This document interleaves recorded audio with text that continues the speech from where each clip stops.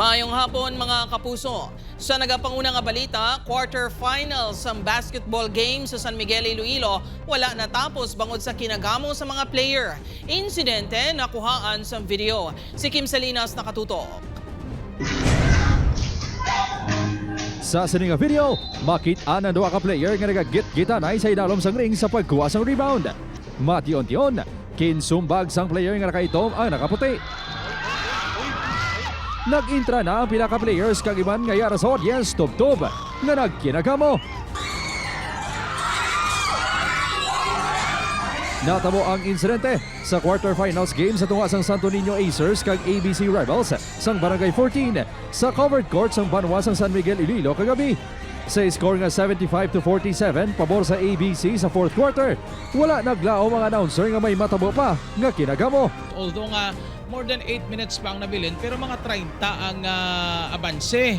Kag makita nyo ang audience gani kag ginuwa na kasi daw nabato naman lang ni siguro nila kung ano ang maging resulta sa hinampang. Pero nakibot kita ang amo to nagkalahinabo. Napasify man ang inaway sa mga opisyal sa lugar. Sunod sa San Miguel Police, wala sang daan niya hilugutanaw ng mga player kundi pisikalanay lang gid sa hampang ang ginhalinan sang kinagamo. Halin sa bench, nagsulod si number 19 sang ABC Rebels, no, ang nakaputi. Kag nagbulig man sumbag, no, in retaliation sa ginobra sang ni number 15. Ay sa pamangkutano namon, ining si number 15 sang Santo Niño, nasikuhan na ni gali. Prior pa lang sang natabo, do nagdugo ko tong iyang bibig. No? Kag nagapanginit na kagusto na magbalos. Wala na, nagpablatter ang mga involvado.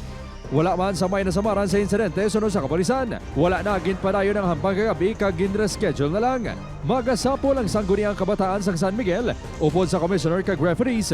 Agon istoryahan ang mangintikang kag konsano ang schedule sa hampang.